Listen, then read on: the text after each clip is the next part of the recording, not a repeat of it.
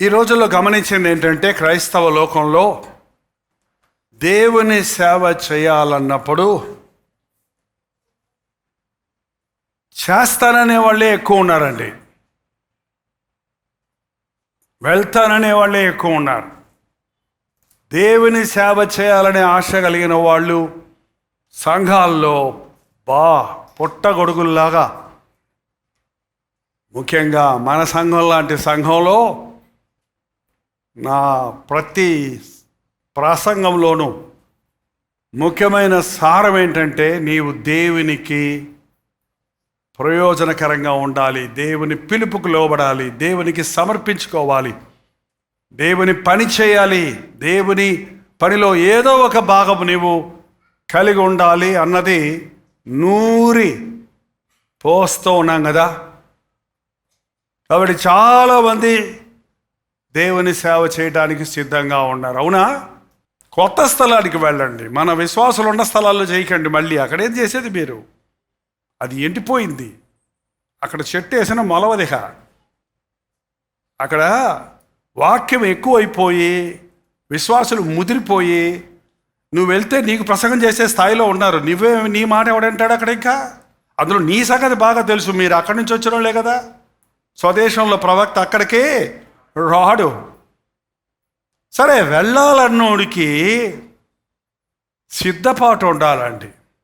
ఏంటో చెప్పండి సిద్ధపాటు అంటే? బైబిల్ ట్రైనింగ్ అనుకుంటున్నారు చాలామంది. సేవ చేయడానికి కావాల్సింది బైబిల్ ట్రైనింగ్ కాదు. మరేం ట్రైనింగ్ కావాలి? ఏం కావాలి? మీకు తెలుసో తెలీదు, రేపు పరలోకి వెళ్ళినప్పుడు బైబిల్ అంతా చదవని వాళ్ళు కూడా ఆత్మలను సంపాదించిన వాళ్ళు ఉంటారండి. అక్కడ ఎంత చదివారో, ఎంత విన్నారో, ఎంత యేసయ్యని గురించి తెలుసుకున్నారో అంత యథార్థంగా చెప్పి దాని ద్వారానే రక్షించిన వాళ్ళు ఉంటారు. తప్పకుండా నాకు తెలిసి తీర్పు రోజున నువ్వు బైబిల్ అంతా చదివావా, 50 సార్లు చదివావా లేదా చదవలేదా, పో నరకానికి అని ప్రభు అండం. అయ్యా, నా బతుకంతా వృధాపరుచుకున్నాను, బైబిల్ చదవాలనేటప్పటికి నా కళ్ళు పోయినాయి,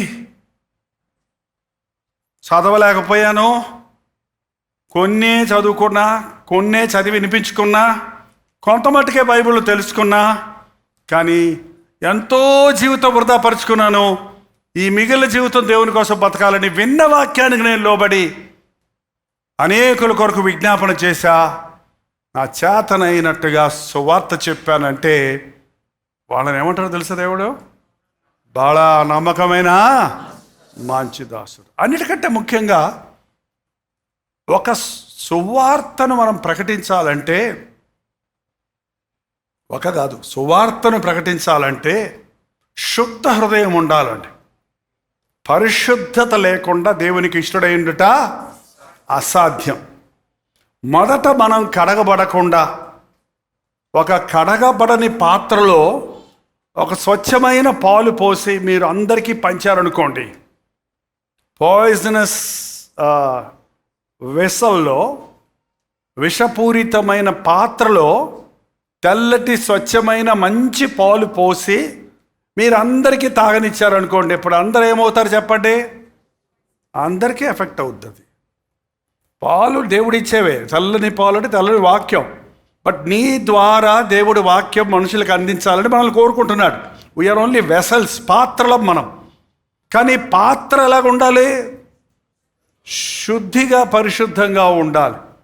యెషయా గ్రంథంలో, యెషయా 6వ అధ్యాయంలో 1వ వచనం చదువుతున్నాను. రాజైన ఉజ్జియా మృతి పొందిన సంవత్సరమున అత్యున్నతమైన సింహాసనమందు ప్రభు ఆసీనుడైండుడని చూచి తిని ఆయన చొక్కా అంచులు దేవాలయము నిండుకొనెను.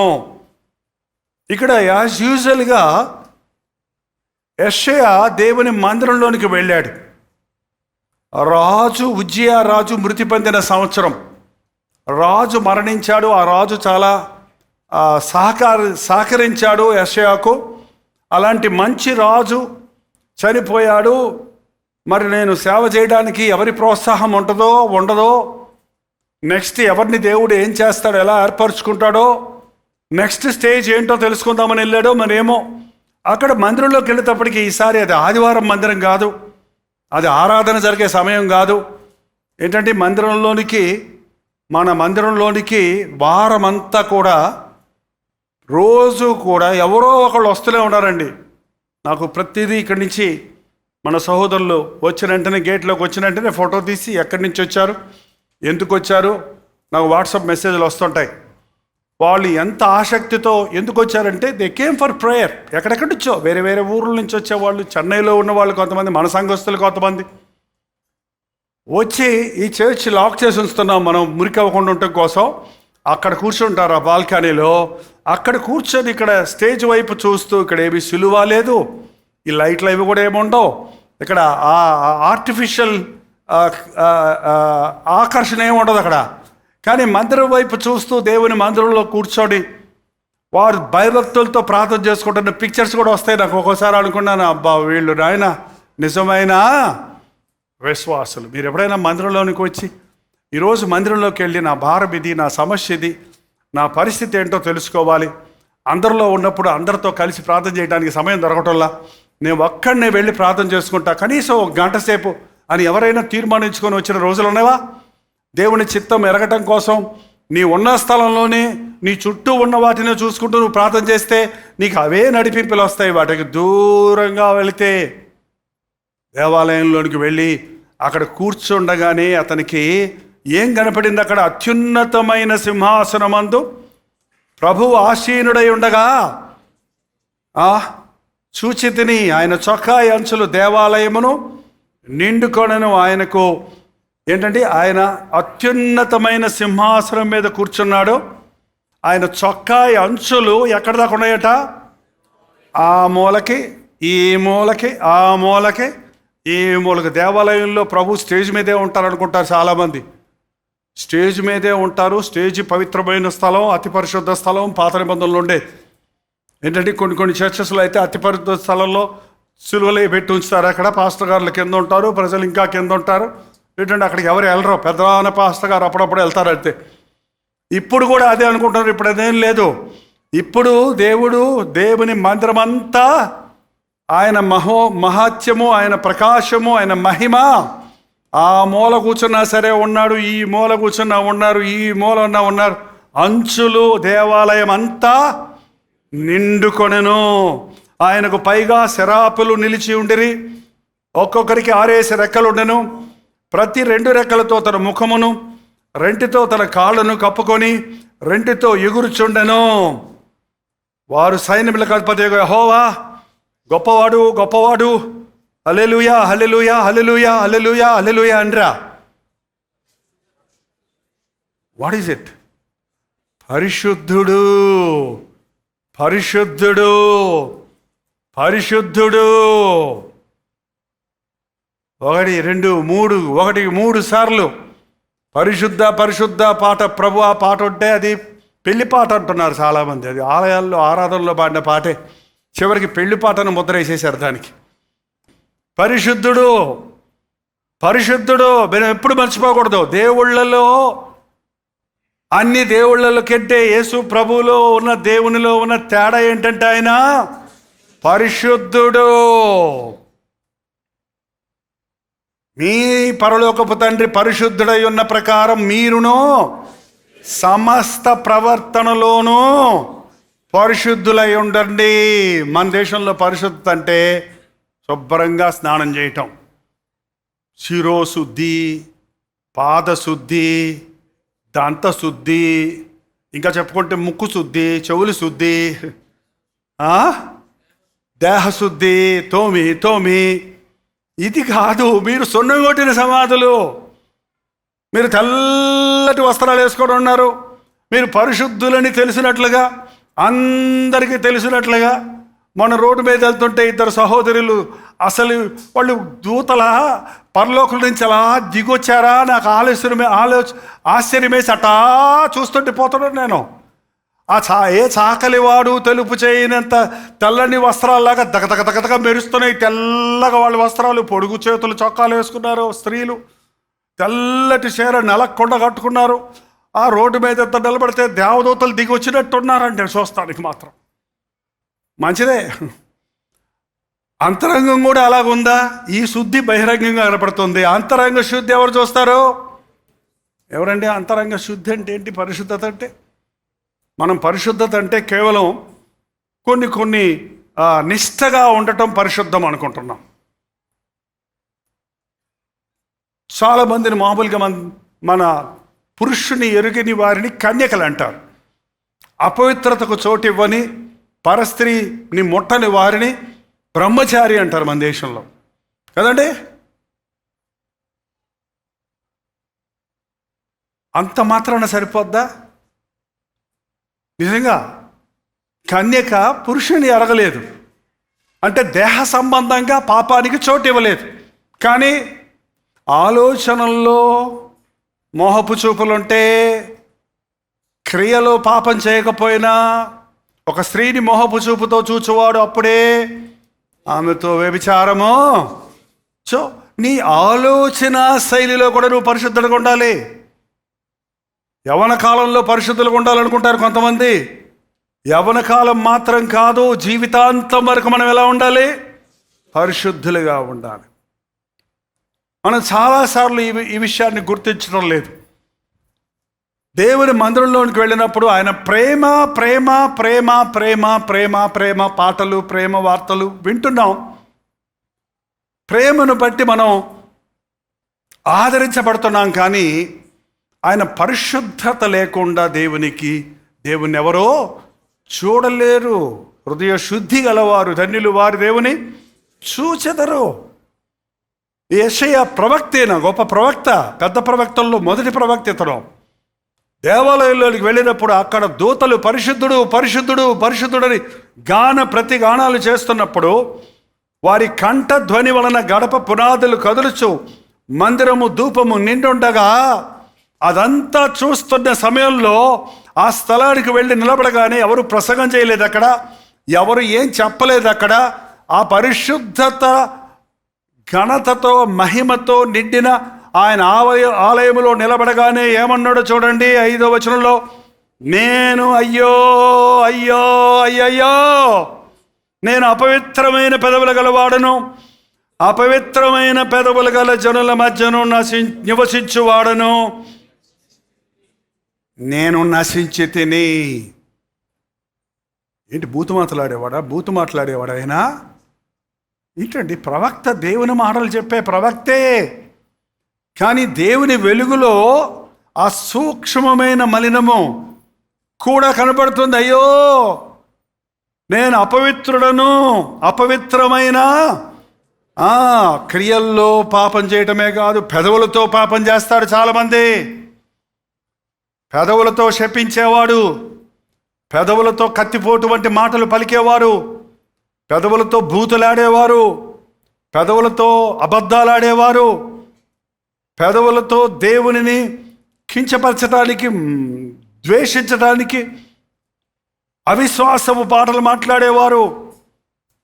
పేతురు ఏం పాపం చేశాడండి? ఆయన బొంకాడంటే అర్థం ఏంటి? దేంతో చేశాడు పాపం? యేసుప్రభు ఏమైనా కొట్టాడా? మరి ఏం చేశాడు? యేసుప్రభు ముఖం మీద ఏమైనా ఉమ్మేశాడా? మరి ఏం చేశాడు? పెదాలతో ప్రభువుని ఎరగనని బొంకాడు, అబద్ధపడాడు. అది ఎంత పెద్ద పాపమో తెలుసుకొని వెక్కి మనం ఎన్నిసార్లు పెదవులతో నోరు జారుతామో. ఒకడు భక్తి గలవాడిని చెప్పుకొని తన నోటికి చిక్కం పెట్టుకోకపోతే వాడి భక్తి వ్యర్థం అన్నాడు యాకోబు. అయ్యో నేను అపవిత్రమైన పెదవులు గలవాడని. మంచి ప్రవక్తే. ఎందుకు అపవిత్రమైన పెదవులు వచ్చాయి? మనం ఏం వింటున్నామో అది మాట్లాడతాం, తెలుసా? ఎందుకు తెలుగోళ్ళు తెలుగే మాట్లాడతారు? ఎందుకు మెడ్రాస్ తెలుగే మాట్లాడతారు? వచ్చినవా, కూసుకుంటువా, లేచివా? మన పిల్లలకి అదే వస్తుంది, ఎందుకు చెప్పండి? వాళ్ళు ఇంగ్లీష్ మీడియం స్కూల్లో చదివించినా సరే మన ఇంటికి వస్తే మన భాష మాట్లాడుతున్నారు. ఎందుకు? నువ్వు పొద్దున్న లేస్తే నువ్వు మాట్లాడే మాటలు వింటున్నారు. నోటి మాటే యాస భాష వస్తే యాస భాష వస్తుంది, బూతు భాష వస్తే బూతు భాష వస్తుంది. యెషయా అంటున్నాడు, అపవిత్రమైన పెదవులు గలవాడిని ఎందుకు అయ్యానంటే, నేను అపవిత్రమైన పెదవులు గల జనుల మధ్య నివసిస్తున్నా. నేను పనికి మాలినోళ్ళ మధ్య నివసిస్తూ పొద్దునుంచి సాయంత్రం దాకా వీళ్ళ మాటలు వింటుంటే అవి ఎటుపోతున్నాయో చెవులోకి తాగనక్కర లేకుండా, గుంజనక్కర లేకుండా, పీల్చుకోనక్కర లేకుండా, ఏమంటే అన్నిటికీ పెదవుల కన్నా కనీసం నోరుకి తలుపులు ఇచ్చాడు దేవుడు. చెవులకు తలుపులు ఉన్నాయా? ఏబే అవన్నీ దుస్సును వెళ్ళిపోతాడు, లోపలికి దుస్సును వెళ్ళిపోతాడు. నేను మాట్లాడిన అంటే కనీసం మూతి బిగబట్టుకోనన్నా ఆపుకోవచ్చు, చెవులు ఎట్టా వినకుండా పెడతావు? ఏదో గాంధీ గారు ఎవరో చెప్పారంట, నేను చెడు వినను, చెడు చూడను, చెడు మాట్లాడను. లోపటంతా చెడుగే, నువ్వు అన్నీ మూసుకుంటే ఉన్నది బయటికి పోవాలన్నమాట. హృదయంలో సరి రావాలంటే మనం క్రీస్తు రక్తంలో కడగబడాలి. ఎందుకు యెషయా అపవిత్రుడయ్యాడు? ఎందుకు మనం విశ్వాసం అపవిత్రులం అవుతున్నాం? మంచి విశ్వాసులే మీలో చాలామంది మీ అంతటి త్యాగం, మీ అంతటి సమర్పణ, మీ అంతట లోతైన రక్షణ అనుభవాలు, చాలా గొప్ప గొప్ప సాక్ష్యాలు ఉన్నాయి. కానీ ఇవాళ మీలోనికి లోకత్వం వచ్చేసింది, లోకతత్వం వచ్చేసింది, లోక ఆశలు వచ్చేస్తున్నాయి. లోకం పోకడం అనుసరించి వెళ్ళిపోతున్నాం. కారణం ఏంటి? వారం అంతా ఎక్కడ తిరుగుతున్నాం? డ్యూటీలు. పొద్దున్నే మీరు చక్కగా స్నానం చేసి ఫ్రెష్గా ఉతికిన బట్టలు, ఇస్త్రీ చేసిన బట్టలు వేసుకొని వెళ్తారు. మీరు డ్యూటీ చేసి బస్సుల్లోనూ ఏదో ట్రావెల్ చేసి సాయంకాలం ఇంటికి వచ్చేటప్పటికి ఎలా వెళ్ళారో అలాగే వస్తారా? తల జరిగిపోద్ది, మొహమంతా చెమట పట్టుద్ది, చొక్కాలు 2-3 సార్లు తడిసి ఎండి పిడసగట్టి ఉంటాయి, గబ్బు కొడుతుంటారు కదా. అప్పుడు ఏం చేస్తారు? ఏందో కొంతమంది పడుకునేటప్పుడు స్నానం చేయకుండా పడుకుంటారంట. తెల్లారేటప్పుడు ఎలాగ ఎందుకు వచ్చిందిలే అని బాగా ఊరబెట్టుకోండి. అప్పుడే గజ్జులు, దొద్దర్లు, స్కిన్ ప్రాబ్లమ్స్ మీకే కాదు మీ పక్క వాళ్ళకి కూడా అంటిస్తారు. ఏంటంటే కడుక్కుంటే శుభ్రంగా స్నానం చేస్తే ఫ్రెష్గా నిద్ర వస్తుంది, తెల్లారినప్పుడు ఫ్రెష్గా ఉంటాం. ఎలాగో మన దేహానికి దేహశుద్ధి కావాలో మన ఆత్మకు కూడా కనీసం వారానికి 2 సార్లు అండి కల్వరి చర్చి వాళ్ళకైతే. రోజు వాక్యం చెప్పటం అనేది రోజు నా మనసును బాగా షార్ప్ చేస్తుంది. నా వాక్యం నా నా నా మనస్సాక్షిని శుద్ధి చేసుకుంటున్నాను. భారం కలుగుతుంది, ప్రేమ కలుగుతుంది, క్రీస్తు ప్రేమతో నింపబడుతున్నా. కనీసం ఇలా వచ్చినప్పుడైనా తగినంతసేపు మనం దేవుని సందులో కనిపెడతలేకపోతున్నాం. ఈ గడియారాలు, ఈ సిటీస్లో ఉన్న మనం లోక మాలిన్యం నుండి విడిపించబడాలి. దేవుని మందిరంలోకి వచ్చినప్పుడు ఈ వారంలో, ఈ రోజులో నేను ఏ కల్మషంలో ఉన్నా నీకు తెలియదు. నీకు ఎంత కల్మషం ఉందో నీకు తెలియదు. మీ ఇంట్లో రోజు తుడుచుకుంటున్నారా? నేను మీ ఇంట్లోకి వచ్చి చూపిస్తే డస్ట్ చూపించనా? ఆ మూల తొడవరు, మీ బల్ల మీద ఇట్టంటే ఏమొస్తుంది తెలుసా? కొంతమంది బైబిల్ ఎట్ట దులిపితే అందులో నుంచి దుమ్ము పడద్దంట. ఎందుకు? వారం అంతా అలాగే ఉంది, మరి ఎత్తలేదే. మన హృదయాలు కూడా అలాగే దుమ్ము పట్టేస్తున్నాయి. ఆదివారం కొంచెం దులుపుకున్నారు, మళ్ళీ దాన్ని సరి చేసుకోకపోతే ఏమైపోతున్నాం? దేవుని మందిరంలోకి వచ్చినప్పుడు ఆయన ముఖ కాంతిలో మన రహస్య పాపాలు, అక్కడికి వచ్చినప్పుడు యెషయా అంటున్నాడు, మీరు 5వ అధ్యాయం చదివితే మీకు శ్రమ, మద్యముతో కడుపు నింపుకునే వారలారా శ్రమ, ఇంటికి ఇల్లు కడుపుకునే వారలారా శ్రమ, కీడని చెప్పుకునే వారలారా శ్రమ, తమ దృష్టికి తాము నీతిమంతులు అనుకునే వారలారా శ్రమ, నీకు శ్రమ అని బోధించి దేవుని మందిరంలోకి వచ్చినప్పుడు ఏమన్నాడు తెలుసా? అయ్యో నాకు శ్రమ. దేవుని ప్రసన్నతలు, మన అపవిత్రతలు, మన రహస్య పాపాలు కనపడతాయి. మన స్థితిని మనం ఎరిగినప్పుడు కేక వేస్తే అదే ప్రార్థన అంటే ఏంటంటారు? ఏదో కొన్ని పాయింట్స్ పెట్టుకొని చాలామంది కోసం ప్రార్థన చేశామంటమా? కాదు, హృదయాంతరేంద్రియాల్లో నుంచి వచ్చే కేకే ప్రార్థన అన్నాడు ఒక దైవజనుడు. హృదయాంతరేంద్రియాల నుంచి వచ్చే కేక, అయ్యో నేను నశించి తిని అన్నాడు. అంతే, ఒకే ప్రార్థన. వెంటనే ఏం జరుగుతుంది చూడండి. ఇక్కడ 6వ వచనం, అప్పుడు ఆ శరాపులలో ఒకడు తాను బలిపీఠము నుండి కారుతో తీసిన నుప్పు చేత పట్టుకొని నా యొద్దకు ఎగిరి వచ్చి నా నోటికి దాన్ని తగిలించి, ఇది నీ పెదవులకు తగిలిన గనుక నీ పాపమునకు ప్రాయశ్చిత్తమాయెను, నీ దోషము తొలగిపోయెను అనెను. ఎక్కడి నుంచి వచ్చిందండి? బలిపీఠము నుండి అగ్ని వచ్చి అగ్ని కారుతో తెచ్చి నాలికి తగిలించగానే నీ దోషానికి ప్రాయశ్చిత్తం జరిగింది, నీ నాలుక పరిశుద్ధపరచబడింది. దేవుని వాక్యం అగ్ని. దేవుని వాక్యం బలిపీఠము నుండి వెల్లడవుతున్న వాక్యాన్ని మనం జాగ్రత్తగా వింటే, మన స్థితిని మనం గ్రహించుకుంటే, మన నోరు తెరిచి మన స్థితిని ఒప్పుకుంటే, యేసు రక్తము మన ప్రతి పాపము నుండి మనల్ని పవిత్రులుగా చేస్తుంది. అందుకండి దేవాలయంలోనికి వెళ్ళి లేచి నిలబడండి, ప్రార్థన చేద్దాం. ఒక్కసారి మనల్ని మనం పరిశీలించుకుందాం. మన హృదయంలో దోషారోపణ చేసే విషయాలుంటే నోరు తెరిచి ఒక్కసారి దేవుడికి మొరపెడదాం. ప్రతి ఒక్కరూ నోరు తెరిచి ప్రార్థన చేద్దాం. నన్ను శుద్ధీకరించిన ఆయన, నా హృదయాన్ని కడిగయ్యా, నాలో ఉన్న కొవ్వు దహించయ్యా, నీ అగ్నితో నన్ను దహించిన ఆయన, నాలో ఉన్న చెత్త దహించిన ఆయన. బలిపీఠము నుండి వెళుతున్న వాక్యము ఆ మాట దహించు అగ్ని వంటిది కాదా? బండలను పగలగొట్టు సుత్తె వంటిది కాదా? అవును, ఆయన వాక్యం చాకలి వాని సబ్బు వంటిది, ఆయన వాక్యం కంసాలి వాని అగ్ని వంటిది. మనల్ని ప్యూరిఫై చేయటానికి, మన నవనాడుల్లో కలిసిపోయిన లోకత్వాన్ని, అపవిత్రత నుండి మనల్ని పరిశుద్ధపరచడానికి పుటం వేయబడాలని దేవుడు ఆశిస్తూ ఉన్నాడు. యోబు అంటే భక్తుడే అంటున్నాడు, ఆయన నన్ను పుటం వేసిన తర్వాత, నన్ను శోధించిన తర్వాత, నన్ను శ్రమ పెట్టిన తరువాత నేను మంచి సువర్ణమలే బయటకు వచ్చాను. అవును దేవా, మమ్మల్ని పరిశుద్ధపరచయ్యా. మా భక్తి జీవితం ఎలాగుంది, మా ఆలోచన శైలి ఎలాగుంది, మా మాటల తీరు ఎలాగుంది, మా కోరికలు ఎలా ఉన్నాయి, మా ప్రయారిటీస్ ఎలాగున్నాయి, దేనికి ప్రాముఖ్యత ఇస్తున్నాం, ఏ స్థితిలో నుంచి పడిపోయాం, ఎక్కడ జారిపోయాం అని గుర్తించి, అయ్యా నేను అపవిత్రమైన పెదవులు గలవాడను, అపవిత్రమైన పెదవులు గల జనుల మధ్య నివసించుచున్నానని కేక వేయడానికి సహాయం చేయ్యా. మా మలిన వస్త్రాలు మేము శుద్ధి చేసుకోలేము. ఈ లోక మాలిన్యము నుండి మేము విడిపించబడినట్లు నీ సముఖములో నిలబడిన యెహోషువ వలె దేవా నీ సన్నిధిలోనికి వచ్చున్నామయ్యా.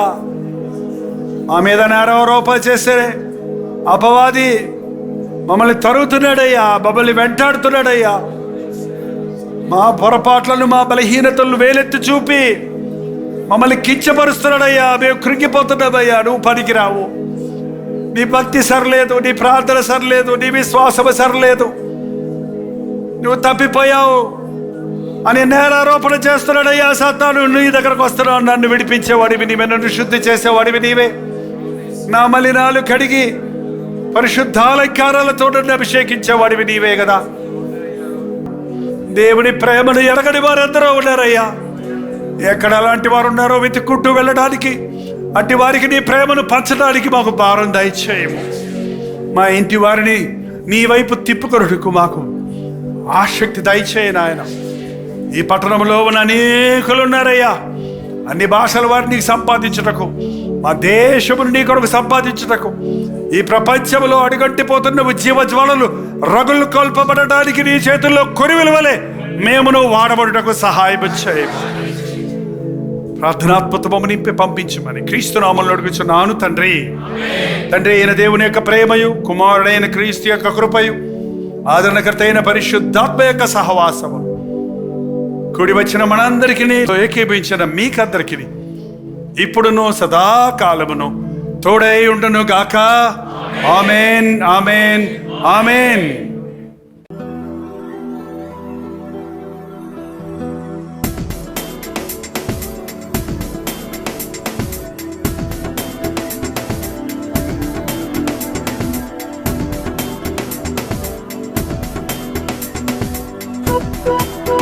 Thank you.